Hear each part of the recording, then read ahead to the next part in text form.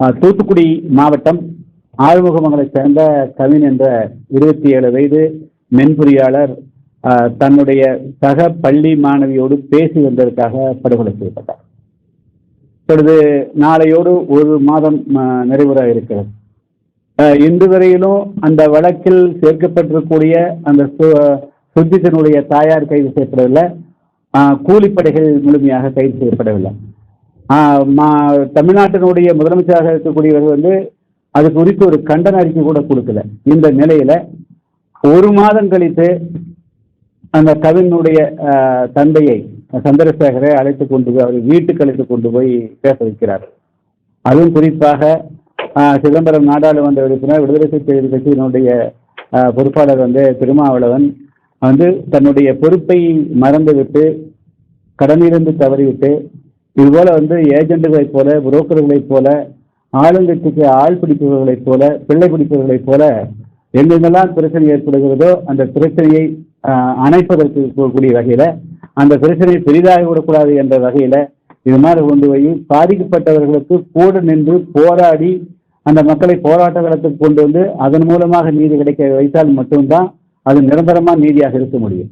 ஆனால் அவங்க கொண்டு போய் முதலமைச்சர்கிட்ட கொண்டு போய் அந்த அவர்களுடைய போராட்ட குளத்தை மழுங்கடிச்சிட்டு அவர்களை ஒரு ஏதாவது ஆறுதல் வார்த்தைகளை சொல்லி அனுப்புவது மூலமாக குற்றவாளிகளும் சரி அது பார்த்துக் கொள்ளலாம், தங்களுக்கும் யாராவது ஒரு வழி கிடைக்கும் என்ற அடிப்படையில் இருந்து விடுகிறார்கள். இதெல்லாம் முதல்ல விடுதலை சிறுத்தைகள் கட்சி வடக்கு மாவட்டங்களில் தான் அந்த மக்களுடைய உணர்வுகளை மழுங்கடிச்சுட்டு அவங்க மட்டும் வளர்ந்துட்டாங்க. வேங்கவையில் 4 வருடங்களுக்கு முன்பு குடிநீர் தொட்டியில மலம் கலக்கப்பட்டது. இன்று வரையிலும் அதுக்கு நீதி கிடைக்கல. அந்த வேங்கவையில் இருக்கக்கூடிய ஆஜராவோட பழைய சமுதாயத்தை சேர்ந்தவர்களை கூட்டிட்டு போய் முதலமைச்சர்கிட்ட கூட்டு போக முடியுதா? கூட்டு போக முடியல. சரி, விழுப்புரத்துல திரௌபதியம்மன் கோயில இன்னைக்கு வரலும் திறந்து உள்ளே போக முடியல, வழிபட முடியல. சேலம் திரௌபதியம்மன் கோயில்ல உள்ள போக முடியல. அங்கெல்லாம் அந்த பிரச்சனைக்கெல்லாம் தன்னுடைய கட்சிக்கார தன்னுடைய சமுதாயத்தை சார்ந்தவர்கள் அழைத்து கொண்டு போய் முதலமைச்சர்கிட்ட வச்சு அந்த கோயிலாம் திறந்திருக்கலாம் இல்லை.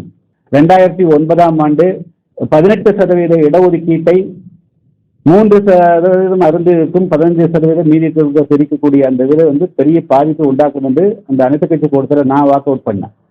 ஆனால் திருமாவளவனும் அதே போல ரவிக்குமார் 2 பேரும் உள்ளே இருந்தாங்க. அதனுடைய விளைவாக என்ன ஆச்சுன்னா அந்த உள்ளொதுக்கீடு சட்டம் வந்தது.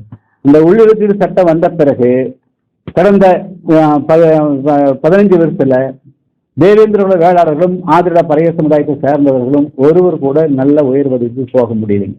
அது குறித்து ஏற்கனவே இங்கே பிரச்சனை கொடுத்துருக்கிறாங்க, பல முறை கொடுத்துருக்காங்க. ஸோ இப்படியெல்லாம் ஒவ்வொரு சமயத்திலும் துரோகம் செய்து கொண்டே இருக்கக்கூடிய ஒருத்தர் மீண்டும் இந்த கவின் நாட்டிலையும் அவங்க அப்பாவை கூட்டிட்டு போய் அது தவறான ஒரு நடைமுறையை உருவாக்குகிறார்கள். மீண்டும் இந்த கவின் நாட்டிலையும் அவங்க அப்பாவை கூட்டிட்டு போய் அது தவறான ஒரு நடைமுறையை உருவாக்குகிறார்கள். இதை நான் கண்டிக்கிறேன். அது கைவிடணும். அது அவருக்கு பதவி வேணா, இன்னும் 2 சீட்டு வேணா கொஞ்சம் கூட கிடைக்கணும் தவிர அது வேறு விதத்தில் வேறு ஏதாவது வேலை செஞ்சாலும் 2 கிடைக்கலாம். அதை பற்றி ஒன்றும் இல்லை.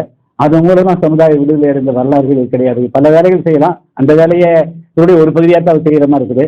அதனால இது இது நல்லது கிடையாதுங்கிறத நான் எச்சரிக்க விரும்புகிறேன்.